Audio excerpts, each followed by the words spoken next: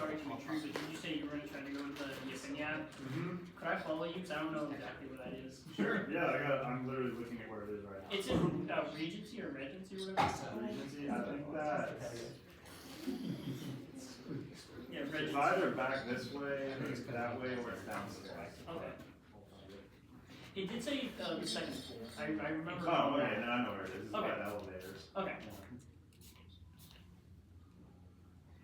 They put all the fun stuff right next to each other in time frames. Right? I know, I know. I noticed that was fun. And it looks like Story of my I life. don't want to go to any of it.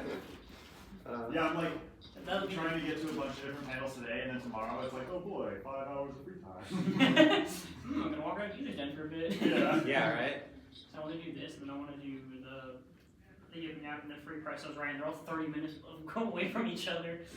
Yeah. It's like, man, can there just be like 3 of me? Just, that's how I feel every time I go to a FurCon. I'm just like, man, I wish there was 3 of me. Just like one person doing all the con wandering, going to all the panels, one person doing eating, one person doing the sleeping. One person eating, just a fill for the other 2. Yeah, they just like, they exist and then they eat. That's all they do. There you go. So it'd be one guy eating for 3 people, so he's like just hammering food, and that's all. That's the whole con. Well, maybe, Is he at the dance comp right now? What is this gonna do? What is happening? Okay, how about maybe like one person wandering the con, one person fursuiting, fursuit, and then one person doing all like the eating and sleeping and And showering. one person the handler for the fursuiter. Yeah. Yeah. Too much stuff to do. Four of you. You're really racking it up for the eating guy. He's the one. That'd be fun. If only. You'd be a sci-fi movie, like clone yourself and I don't know. That's a panel idea. How to clone yourself. For Yes. Cloning and other genetic modifications 101. Well, that's what VR chat avatar cloning is for. Just give your avatar out to everybody and be like, there's multiple of me. I love your suit. Can I copy it? Can you turn off? Can you turn on not copy, please? Yeah. I want your skin. Oh, you guys are wonderful. Top 10 things you don't want One more to do minute. in real life. Get started. Saying that anywhere other than a furry convention. Honestly, I think hearing that you had a furry convention. Give me your head.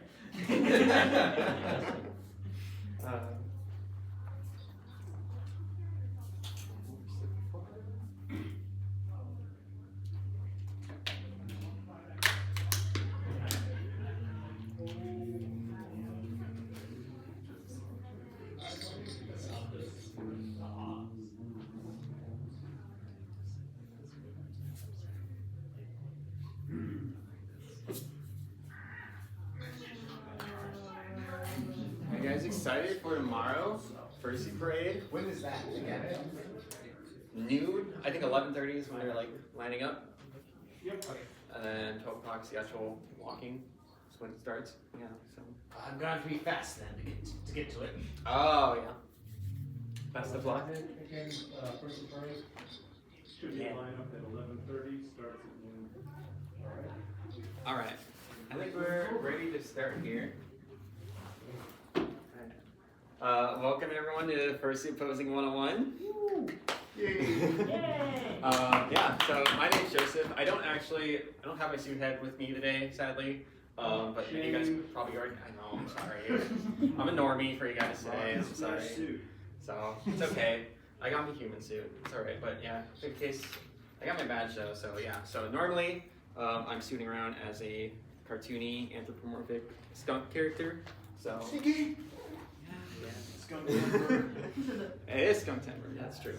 So you guys gotta respect. But yeah, so welcome to Fursuit Posing 101.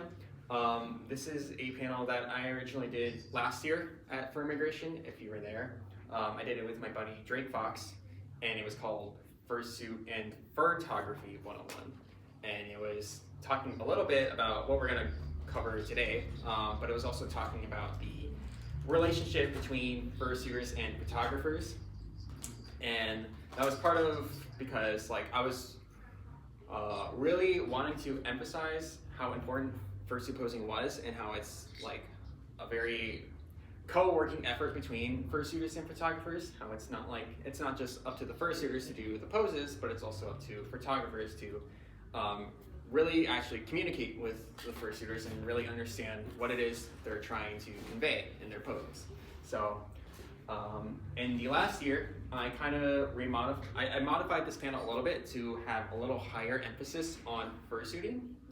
Not only because I think there's a lot more I can get into with that, but it also allows me to touch deeper on a topic that I think doesn't get really talked about a lot when it comes to fursuiting. So to kind of trail back a little bit to my story, I've been fursuiting for about 3 years now, very close to 3 years. I got into this fandom through fursuiting. It originally started as me just having an interest in fursuits, just being really fascinated by them, but not really understanding what was the obsession with them. And then come September of 2021, I go to a convention, not a furry convention. It was a convention for esports gamer people, essentially. And there was somebody there who competed in fursuit. And I didn't realize it yet, but upon meeting him there, I realized how badly I wanted to hug him and get a picture with him. And so I basically pulled this individual aside. There's this cartoony purple mouse. And I was just like, hey, can I get a photo with you? And he was like, sure. And so took a photo, and ever since then, I've been absolutely in love with fursuits. It's been my absolute joy and delight to meet so many amazing, different looking fursuiters out there. And it was a good way for me to step out of my social bubble and start interacting with people.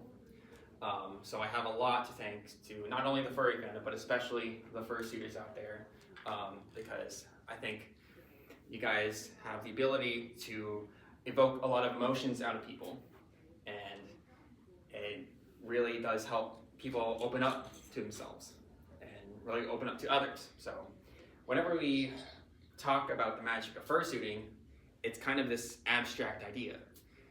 So I kind of want to talk about it in terms that I think we can all grasp and understand.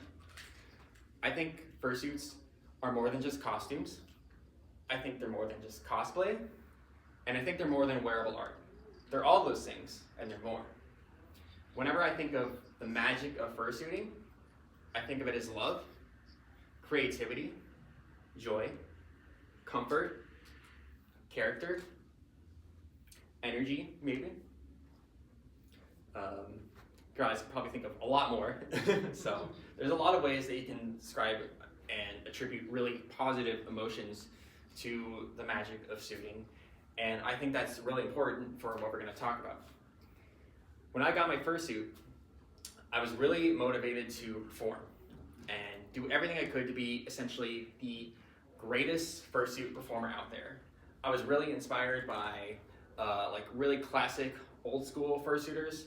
And if any of you guys know UP Coyote, he's been around for a very long time, very excellent at what he does. And so he was a big inspiration to me. I've been inspired by fursuiters like Dingaroo, who's a good friend of mine, very talented at what he does. Chipper Wolf, if any of you guys know who Chipper is. And so I had kind of been observing these fursuiters for a while and kind of watching what they did, and had a big influence on me. So when I got my first fursuit, I went to, I'd kind of gone to every event I possibly could within the state of Minnesota. I was partaking in every photo I possibly could. I was making TikToks for myself. I had created a whole gimmick for myself. I was running around with an empty cereal box and basically using it as my prop. I have a question for you guys. How many of you guys like Reese's Puffs? A lot of you. All right, that's cool. Well, Joseph loved Reese's Puffs more than all of you. It's not a competition, it's just the truth. I loved it so much, and I wanted to do everything to make it a part of who I was, but more specifically who Joseph was. And the thing about that is it was really fun for a while. Like, I had really, very early on, I had kind of picked up a lot of what I wanted Joseph to be and how I wanted him to be portrayed. And yet, 3 months into fursuiting, I got really apathetic about it. I started just not feeling like it was really my thing, even though I put so much time into like crafting that identity for myself, wanting to do everything I could under the sun to perform and be a great character. And yet 3 months in, I just stopped caring as much. So I took some time to kind of maybe downsize a little on the performance aspect. I was still going to events and I was still fursuiting, but I wasn't. I dropped the whole Reese's Puffs thing. I dropped that. I wasn't making TikToks anymore. I had stopped silent suiting. I was silent suiting at first, but I had stopped that.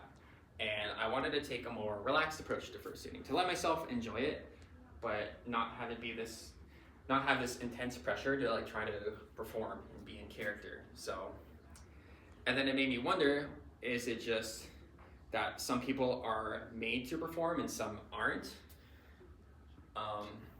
Because a part of me still cared about the performance aspect of suiting, and a part of me still wanted to come up with really creative poses in suit, but to what extent could I do that without sabotaging my actual interest in fursuiting? So that was kind of where a lot of what I'm gonna talk to you guys about, at least in this first half, is gonna really come from that experience. So you guys soon enough are later going to have, like you fursuiters in the audience, are gonna have the chance to come up here and try out poses for us. But I think before we can get to that, I really wanna help you guys understand what it means to like perform in pose authentically in suit, because it's a thing once again that I feel like goes untouched in the fandom, because oftentimes when we teach about stuff like performance in posing, it tends to exist in like this external realm where it's like we're talking about how to pose in suit, but we're not really talking about the why. So I want you guys to I have a little fun challenge for you guys. So I want you guys to maybe give me an answer on, if you were to give somebody advice on how to perform in suit or how to pose better in suit, since this is a posing panel after all, what do you think that kind of advice would be? Now there's no wrong answers here, so I just want you guys to kind of pick your brains a little bit at what you guys would think somebody would teach when it comes to performance or posing. So yeah, so any guys raise your hand? Yep. Just being like more expressive than you normally would. Being more what? Expressive, like big gestures. Yeah. It matches the big, giant furry heads we wear. Yeah, for sure. Cool. Yeah, back in here. And again, the good one, the point as you stare. Oh yeah, for sure. Cool. You in the orange hoodie? Just try to use your arms more and try to like make them go all over the place. Yeah. And based off of what someone else was saying, Yeah. you should be more expressive. Okay. Yeah, for sure. Okay, I'd say use your character's personality. Like, it's an opportunity to, I guess, really be someone different. Yeah, for sure. You in the way back there? Choose poses that make you feel comfortable and like you, rather than just like be like, oh, I saw that pose, might as well do that one. Yeah, for sure. I think, is that a hand raised in the back there? Yeah. Stretch beforehand. Ooh, I've never actually heard that one before. That's a good one. All right. I got another one over here. Have another one. If you have a tail, make it move. Ooh, yeah. Cool. All right. Anybody else? Yep, you over Don't be a statue. there. Oh, great, for sure.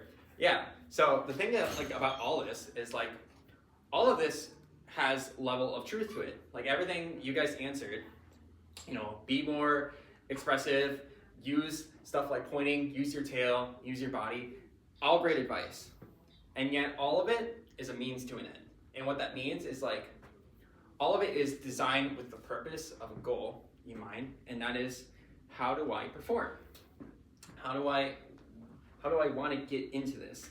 And so it's interesting because this is something that I kind of wrestled with for a while, where I was focused on a lot of these kinds of words of advice, where it was like, exaggerate yourself more, be your character more, become this really spontaneous character.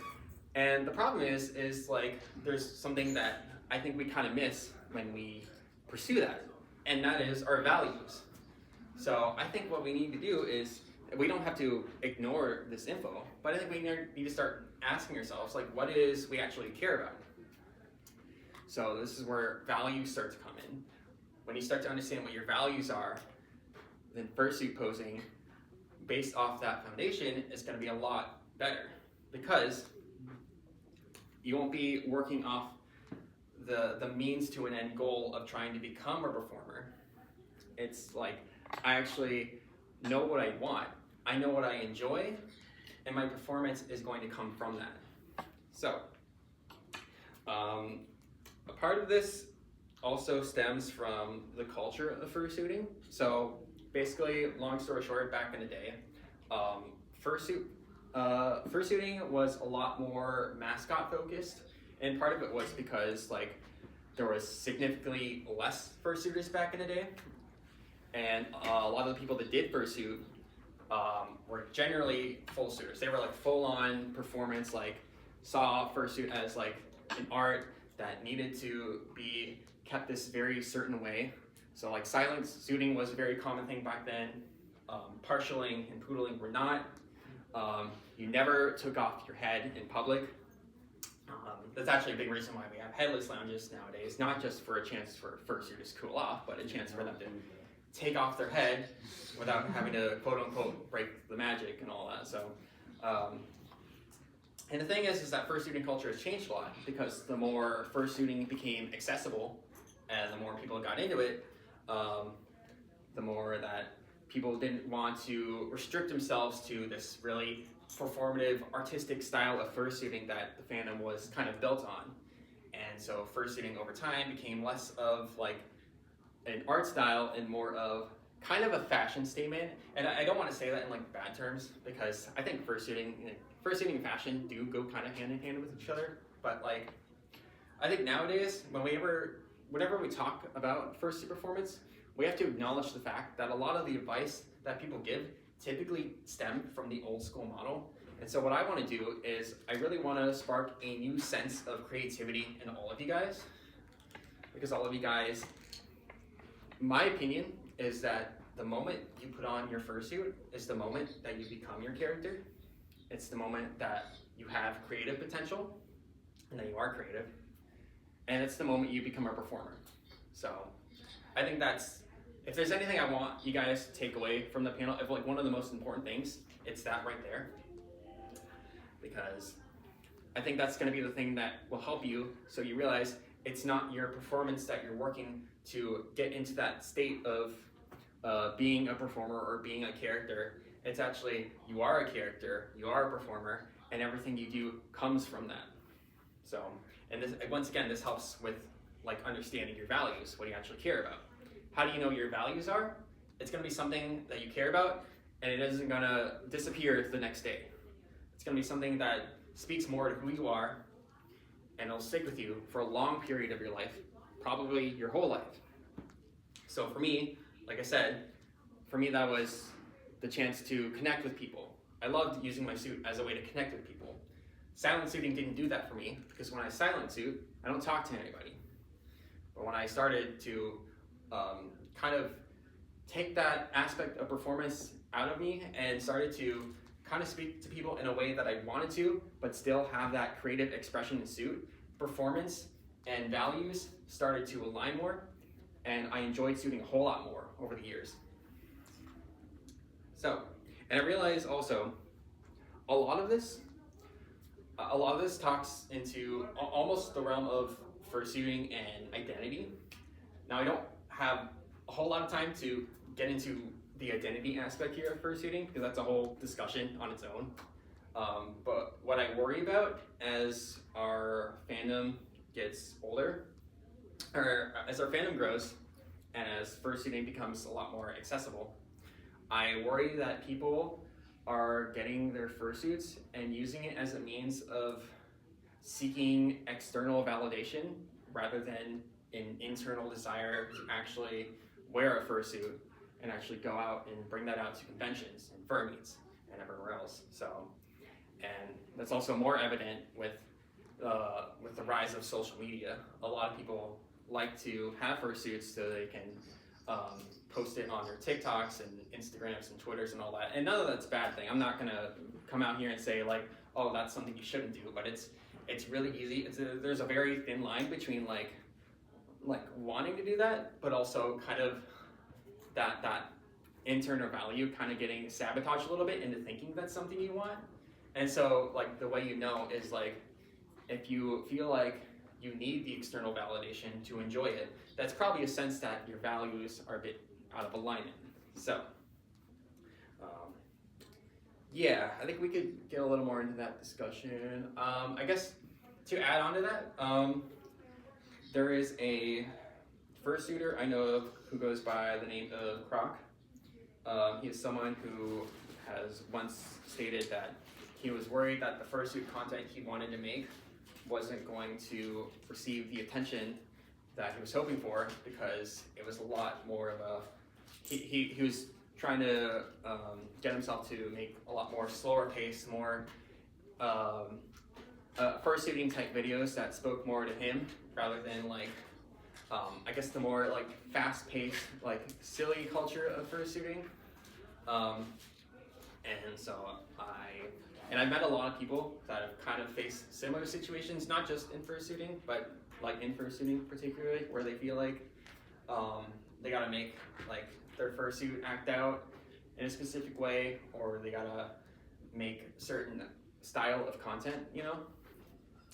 And so unfortunately it's just something I see a lot, and I think part of the reason I wanted to speak on that is because I want to let you guys know that whatever you guys make, if you enjoy it, it's gonna have a lot longer term impact than if you made something you didn't enjoy, even if it got a lot of attention. So,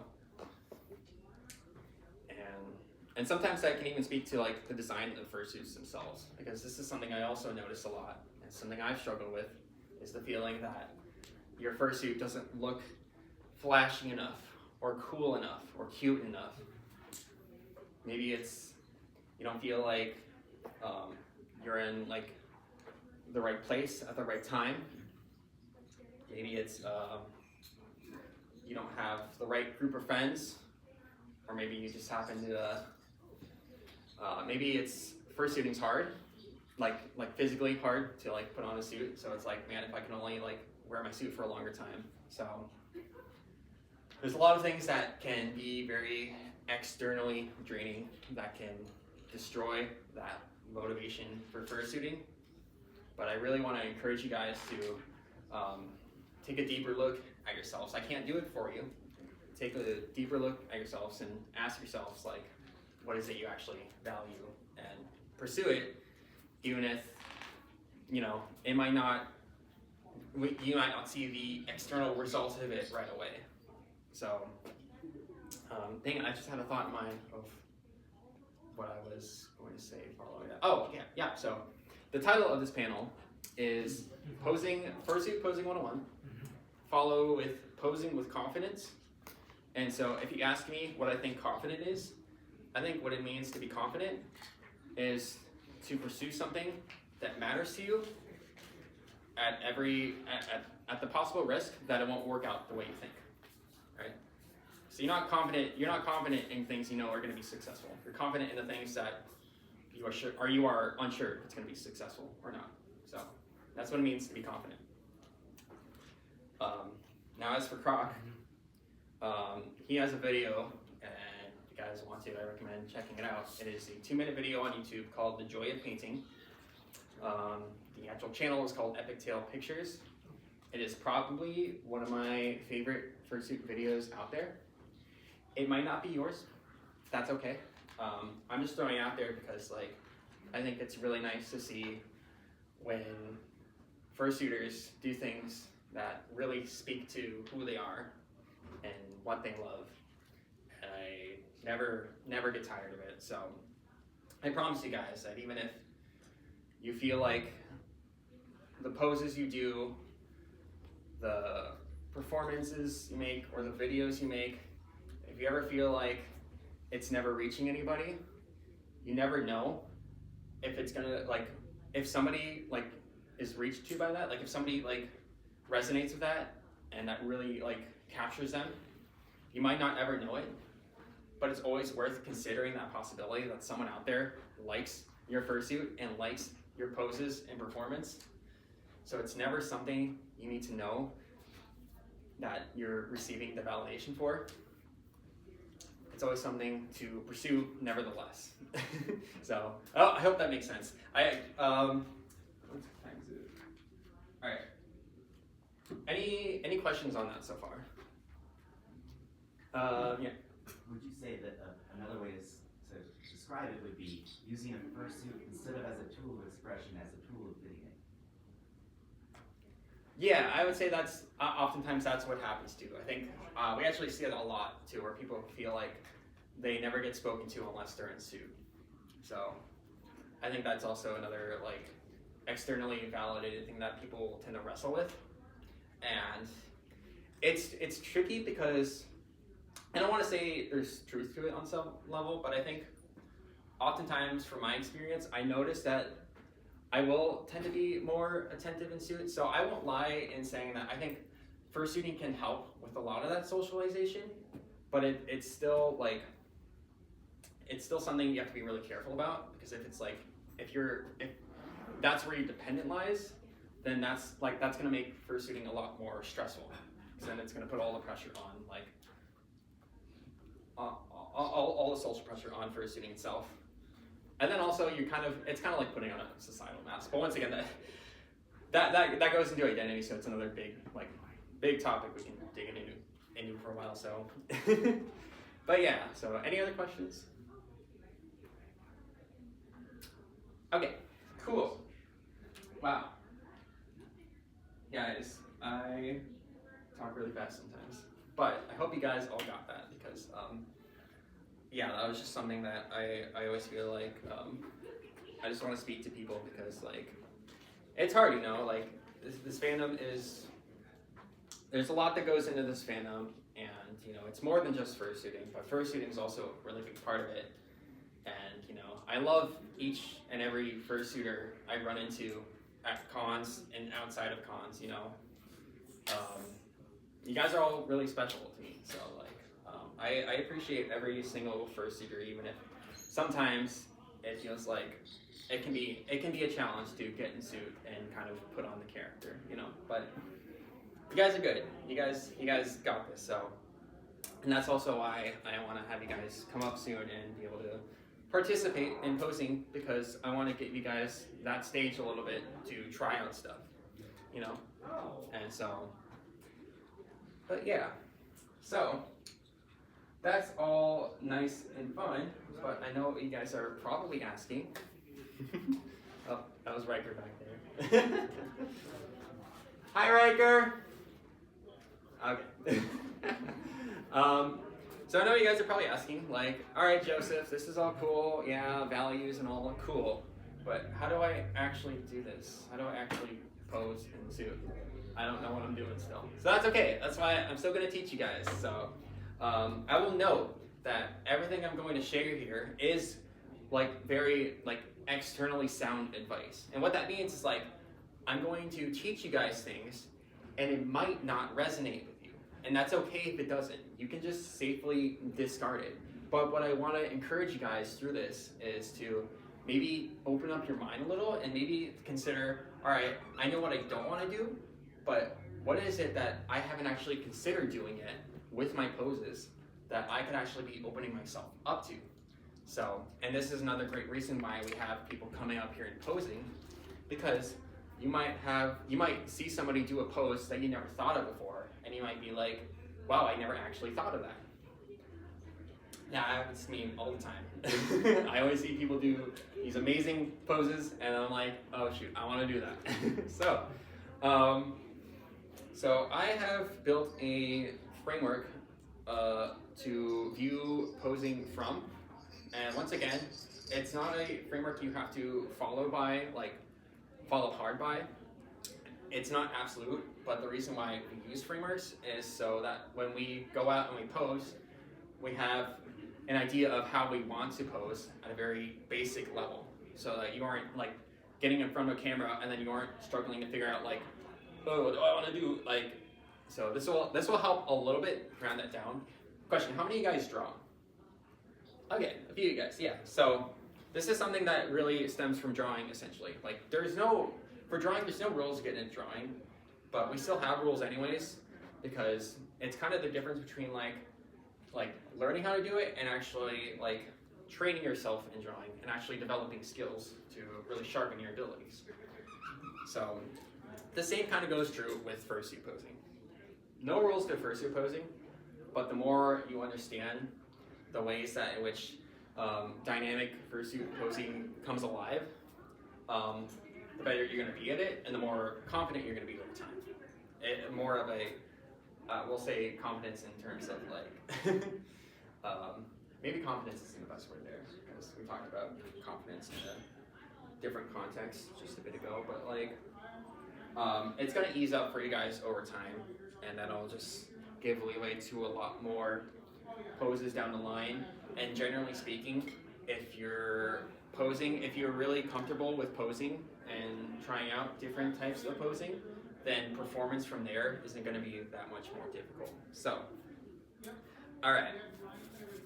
So, this started as 4 types of posing when I did this panel last year. I have now brought it down to 2, so it's even simpler than it was before. And those 2 types of posing are model posing and action posing. All right. So I want you guys to say it with me. So you guys are. I gotta stop bumping into this thing. So I want you guys to say it with me. So model and action. Awesome. All right. What is model posing? Model posing is really simple. I got the camera right here, about to take a picture of me, posing for the camera. The camera is capturing my fursuit, my personality, and everything that I value that is attached to that pose and that personality. So you might be surprised at how much you can learn about a person through their posing and through their fursuit. But I can tell you right now, I've been going to conventions, I've been going to fur meets for almost 4 years now, and I've learned a lot about people through their fursuits and their posing and their body language. So body language is a big part of it. We're going to get to that in a second. But yeah, essentially I like to think of model posing as the portfolio shots. These are the ones that are on people's profile pictures on social media. So really simple, it's character, it's personality. And then action posing is everything surrounding the fursuiter. So like you're still in the picture, but the action is describing the events surrounding you. So it's everything you're interacting with in your environment, and it's telling a story. The great way to understand action posing also is it's generally going to utilize props. So if you are familiar with props, you know that there's a lot of things you can do with props. And the other thing too about it is like the more you get comfortable with interacting with your surroundings, the more you realize that everything can be a prop. So like these tables can be props, the chairs can be props, the walls can be props, I can be your prop. Be gentle with me. I also have props right here too. So I didn't have that in Megaplex, by the way. So you guys are lucky. You guys get the easy mode for action posing. But yeah, so now I guess when it comes to body language, so we were talking about it a little bit when you guys were telling me about like ways that your performance in posing can be better. Your body language is going to be probably the most pivotal thing whenever it comes to posing. Because essentially, you have the limitation, especially if you're a fursuiter. When you're a fursuiter, you have the limitation of your body not being able to easily exaggerate yourself like you would if you were out of suit. So for you fursuiters out there, you generally are going to have to do a lot more work to get that like body language going in a, sorry, let me reword that. For fursuiters, it's going to be a lot trickier for you, but you also have the advantage of being a giant, fluffy cartoon character. So, or maybe you're Scully or something cool and realistic. But anyway, point is that like partials, full suits, all have their advantages and disadvantages. But generally speaking, body language is going to be important nevertheless. So if you can, try to think of like every limb of your body whenever you're doing a pose. And generally speaking, whatever you do, it's probably never going to look too weird. Like I promise you, this is also advantage about fursuiting in general, is anything you do is probably gonna come off as cheap or cool. So you never have to worry about over exaggerating yourself. More often the concern is under exaggerating, but the best way to do that is just kind of understand your body a little bit and exactly where each limb wants to go. So, and once again, this is something you can practice. And so my advice would be, if you ever just want to look at, like, study body language a little and even study poses a little bit, I'd recommend just going to Fur Track and checking out the different kinds of poses that people do. If you have a fursuiter you like, you're like, man, that fursuit's really cute, you might actually want to look at the way they're posing, because that can help you out. But yeah, so any questions on that? Anyone? Everyone good? Okay, cool. So let's see. Yeah. Oh, cool. All right. So I got a good number of fursuiters in here. So raise your hands if you would like to participate. Cool. All right, good number of you. All right. Let's go ahead and let's get 3 people for now to do some model posing. So just raise your hands again if you want to participate. All right. I saw you raise your hand first over there, so I'm going to get you up.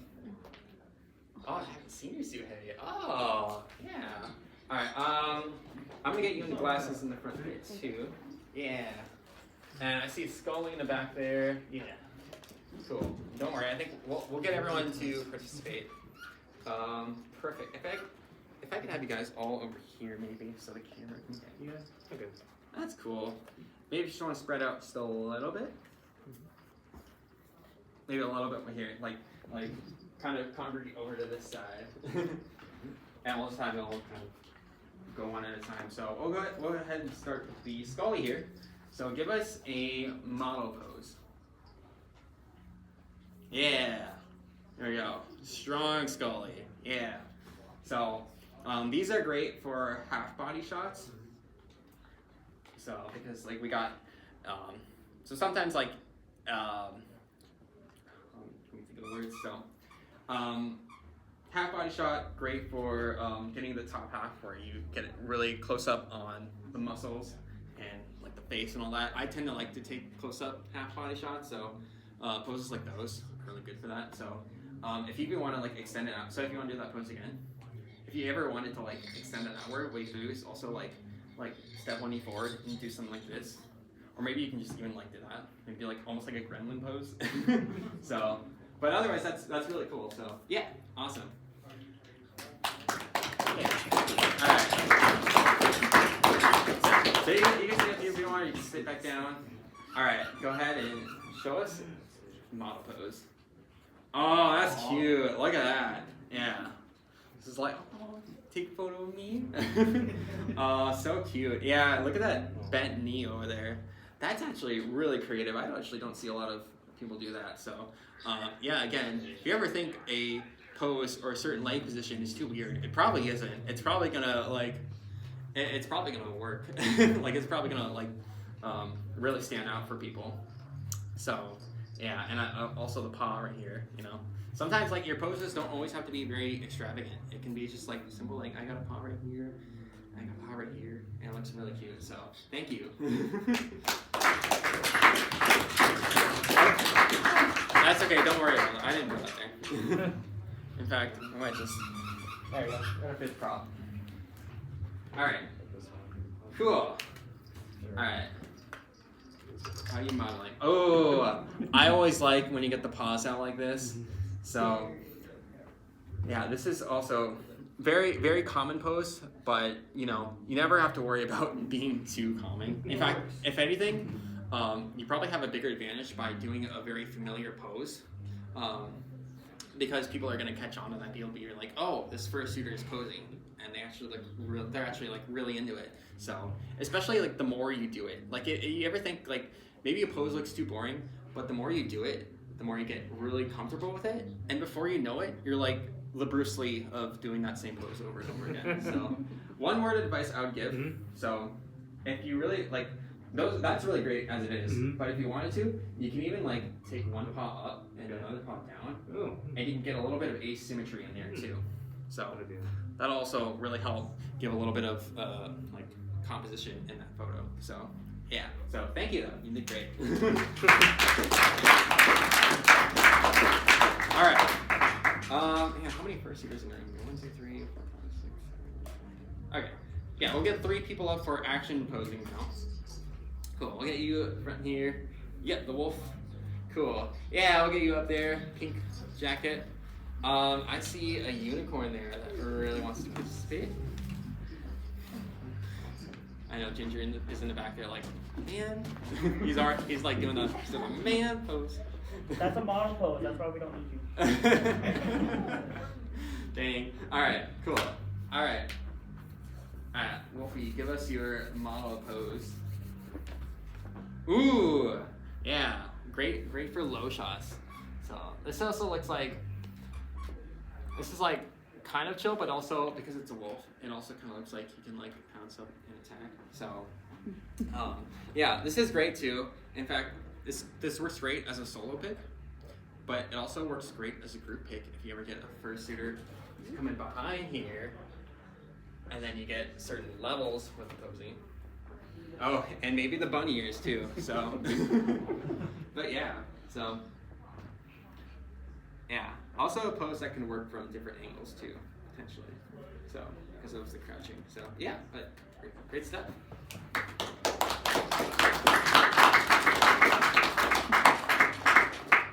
You are so adorable. I've never seen unicorns ever, so I may eat up really quick.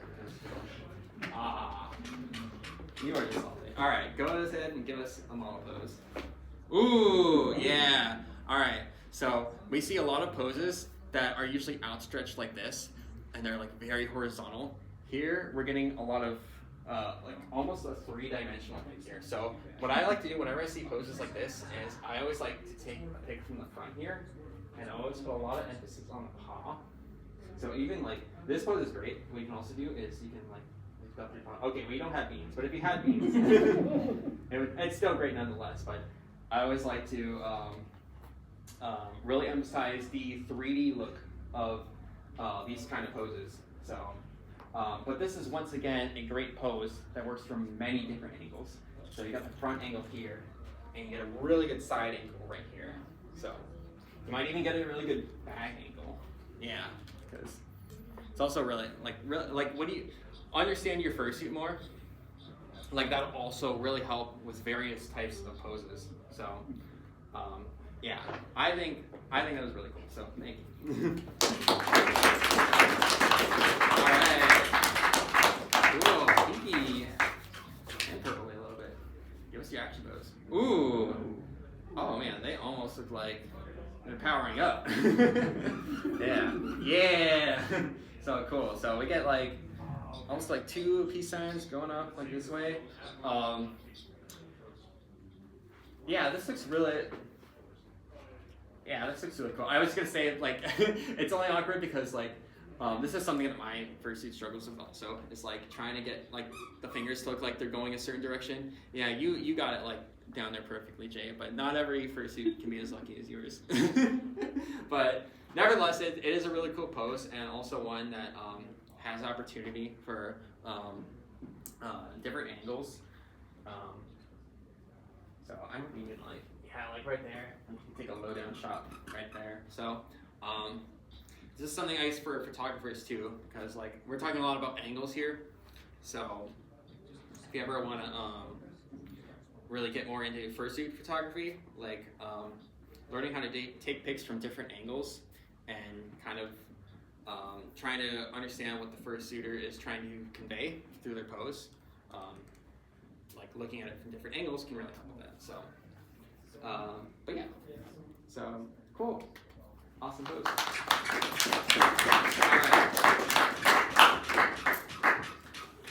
I just realized we did all model poses there. I think we were supposed to do action poses. Man, I totally like skipped that. All right. No, it's fine. It's fine. I just realized like that was all model posing there. So that's okay. We'll do action posing now. So raise your hand if you still want to participate. All right. Ginger, you got your shot now. Man, you already got a prop. You're already stacked. You're already decked out. All right. I see someone way back there raising their hand. Way in the back there. You get that brown bunny looking guy over there? Or a dog, I'm sorry. it's a blonde yours. Oh, we got a plushie. Perfect. Alright. Oh man, you want me to get Jay? Alright. I'll get Jay. Even though he's kind of overpowered. You got this, Jay. Alright. Cool. Oh, hey. I see Jay. Okay. Well, would you like to go first? Since you're, yeah. Go ahead and give us an action pose.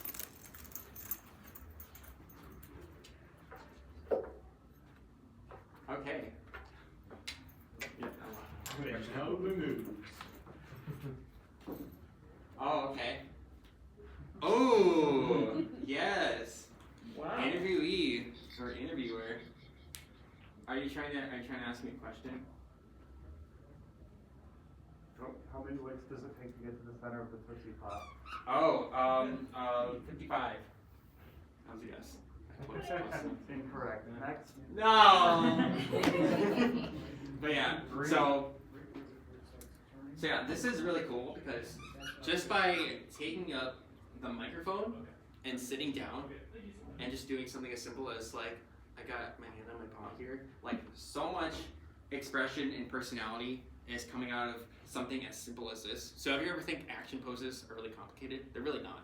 Like it doesn't take a whole lot to illustrate a whole scene from using so little of your environment. So great stuff, Jay.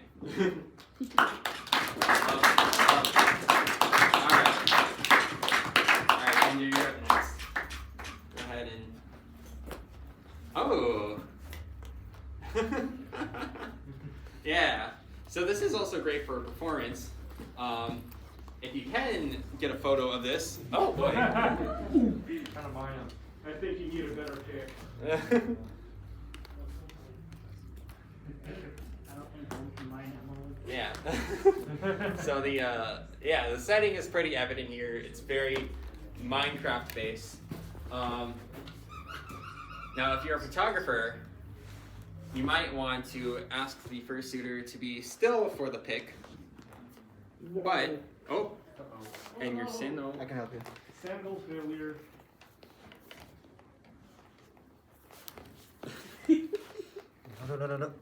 No. This also may be potentially a good fursuit pic. The possibilities are endless. I just want you guys to know that nothing I teach here or say here is limited to fursuiters. It's not on. If someone It's not on. is getting a fursuit or doesn't have a fursuit Okay. or wants to participate in photos, it can also apply to you. Technically, this panel could be called Posing 101, but then none of you guys would show up. So it's Fursuit Posing 101. So. We like our fursuits. We like posing. True. All right. Well, while that's happening, I'm gonna go ahead and get our third participant. Thank you, Ginger. Oh my God, you got a friend. Are you doing an action pose with your friend here? Cool. Show us what you got. Aww. It almost looked like, my first thought was like, you almost look like you're on the phone.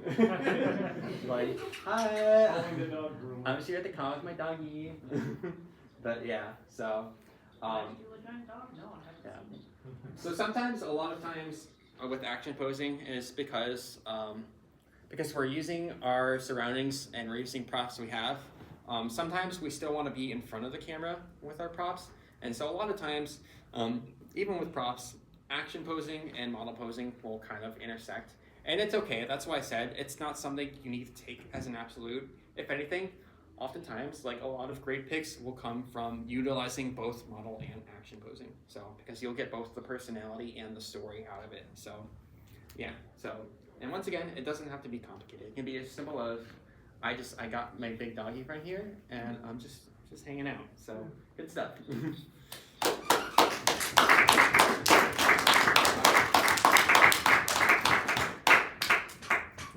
Is there anyone who hasn't participated yet who would like to? Alright, we just got the one? Okay, we got two of them. Alright, anyone who hasn't participated yet and would still like to, why don't you come up?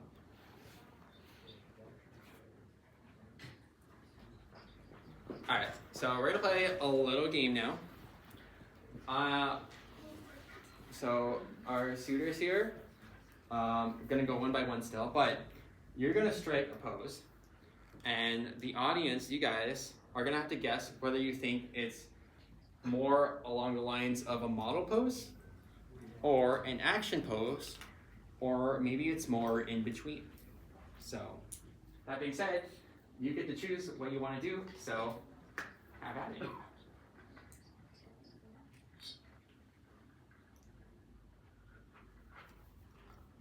Oh my gosh. Yes! Definitely a model, yep. So, this is like, yes, I'm finally through reg line. It's over. I have now achieved the title of convention attendee. So, yeah. That, I always love stuff like that. Like, a lot of verticality in here. Anytime someone reaches up their arms and does something like this, I love it. So, always fun to get pictures for poses like that. So, yeah. Awesome. Also, I just want to note that fursuiting isn't always limited to, I guess, what we would always perceive as fursuits. So sometimes maybe you just got a mask and like a nice hood and some paws, and sometimes that's what you need. That's all you need sometimes to get into performance. You know, I never like the idea that like fursuit performance. We kind of talked about it already, but like I never like the idea that it's limited to this very specific style of fursuiters or like full suitors, you know, because like, you know, it's not breaking the magic too partial. We already talked about the magic. It's, you know, love, joy, comfort, creativity, energy, and all that stuff. So none of that stuff is dictated by whether you full suit or not, or just have a mask or something like that. So yeah, I just want to emphasize that point because, you know, that's something you're going to hear a lot in this fandom. See, what's actually doubting whether this could actually be passed off as a legitimate fursuit or not. Yeah, I mean, like I said, I try not to be like too dictating about it. Obviously, if it's just like animal clothing, but there's like you still see like a human face, then I probably wouldn't consider it a fursuit, you know. So again, that's definitely like something that can be discussed on. It's not. It doesn't speak too much on performance, nevertheless. So yeah, but anyways, all right. So once again, yeah, you can take a prop if you want. Ooh, all right. Oh, that looks cool. We got like with the outfit there, it almost looks like Secret Service type of pose. Like really cool. So, what do you guys think? Model action? Action. It's. I can't really tell. Yeah, it's kind of in between, I'd say. I would actually say it leads a little more closer towards action because of the pose and because of even like the outfit there. And so there, I almost get like again like Secret Service agent like special ops like type of vibe here. But it still works as a model pose. So if you're out in the con space like that and you like crouch down for a pose, you're gonna get a lot of neat pictures out of that. So it'll still say something about your personality if it's something that like really speaks to you. Like, hey, like I actually really want to like give off this impression of my character. So, yeah. So good stuff. All right.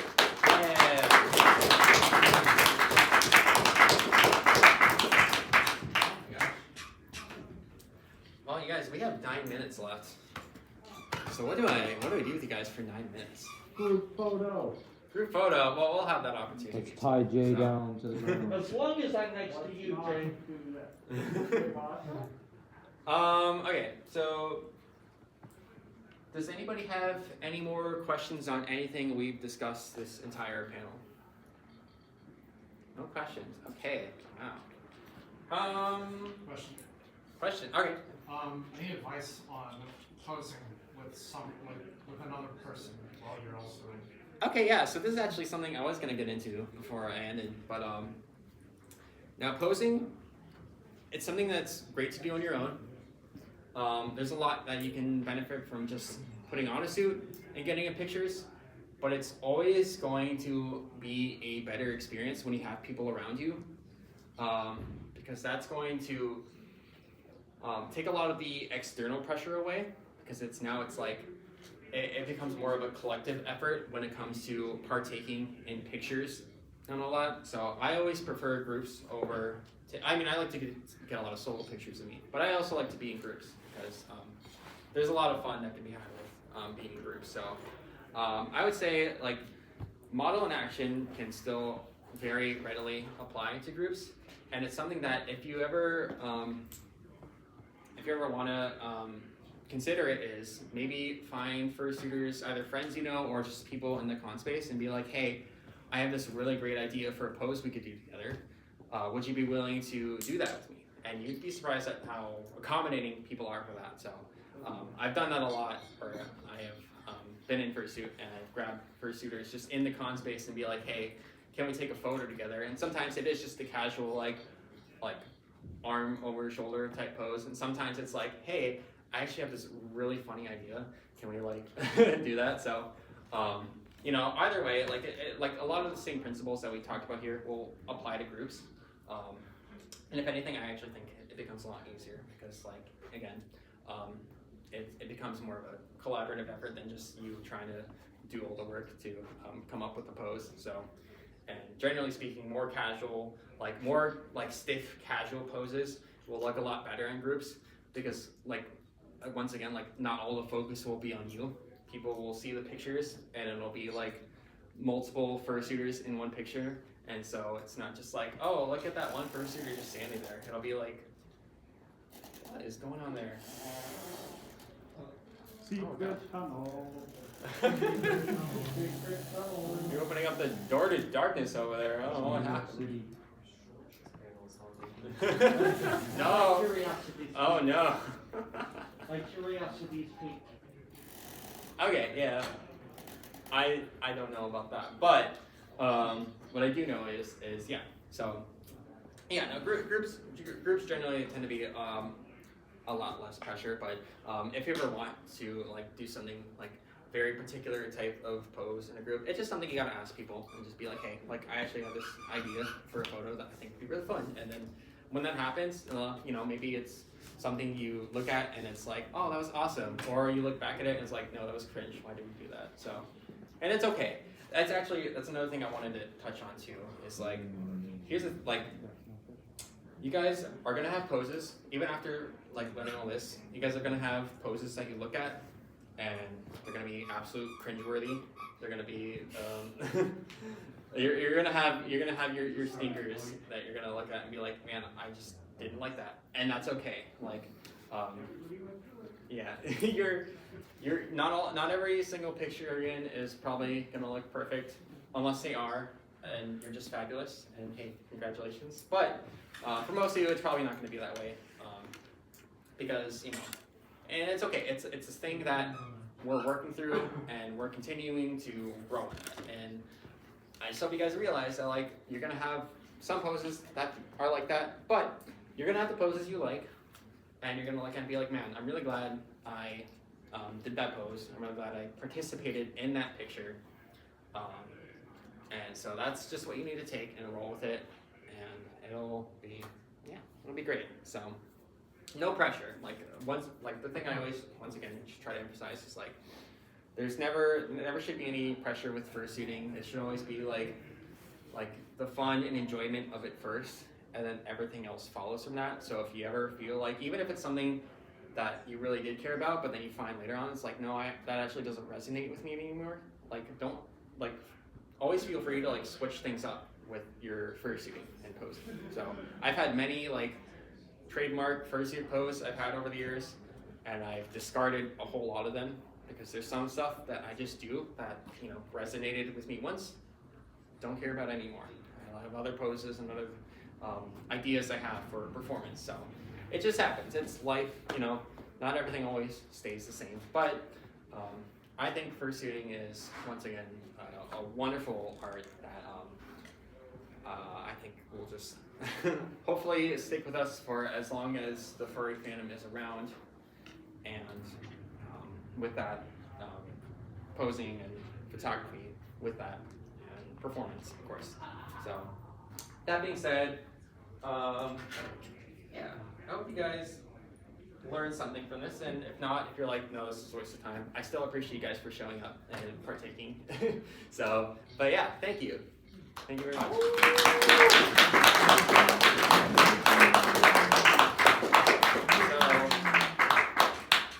But yeah, so I do want to do a group photo, and actually since we have 3 minutes left of this room, we can actually do it in here since there's more space.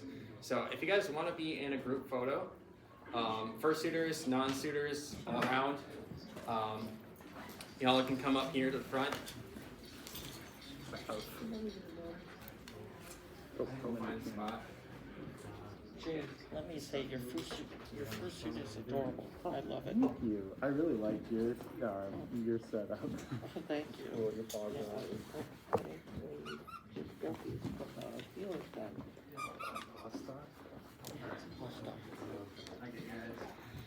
You guys want to just like squeeze yourself back here a little bit?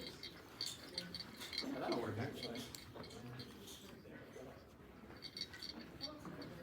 And yeah, Lanky will take the photo. Perfect. So I don't have to get my phone out. Actually, hold on. You want to also take a photo with my phone?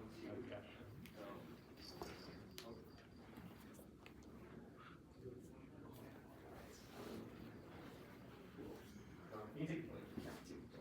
Awesome. All right.